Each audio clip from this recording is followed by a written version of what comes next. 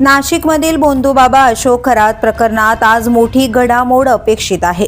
खरातला आज पुन्हा नाशिक जिल्हा न्यायालयात हजर केलं जाणार असून त्याची पोलीस कोठडी संपते।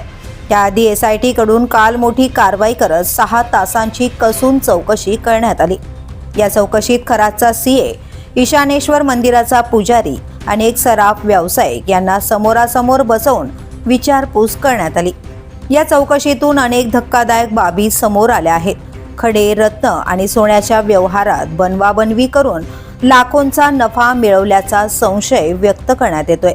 तसेच पुण्यातील बँक कर्ज प्रकरणात तब्बल 1 कोटी रुपयांची लाच दिल्याचाही तपास सुरू आहे। दरम्यान खरातच्या मुलीच्या लग्नातील व्हीआयपी वराडींची यादी तयार करण्याचं काम देखील सुरू करण्यात आलंय। या लग्नाला राजकीय नेते, वरिष्ठ अधिकारी तसेच परदेशी पाहुण्यांची उपस्थिती असल्याची माहिती समोर आली आहे। त्यामुळे आता या सगळ्या संबंधांचा तपास अधिक तीव्र होणार आहे। शिर्डीतील जमीन फसवणूक प्रकरणात खरातच्या पत्नीवरही गुन्हा दाखल असून ती सध्या फरार आहे, तर मुलाला पोलिसांनी ताब्यात घेतलंय। त्यामुळे अशोक खरात प्रकरणातील गुंता आणखी वाढताना दिसतोय। द पोलीस न्यूजसाठी नितीन पाटील, नाशिक।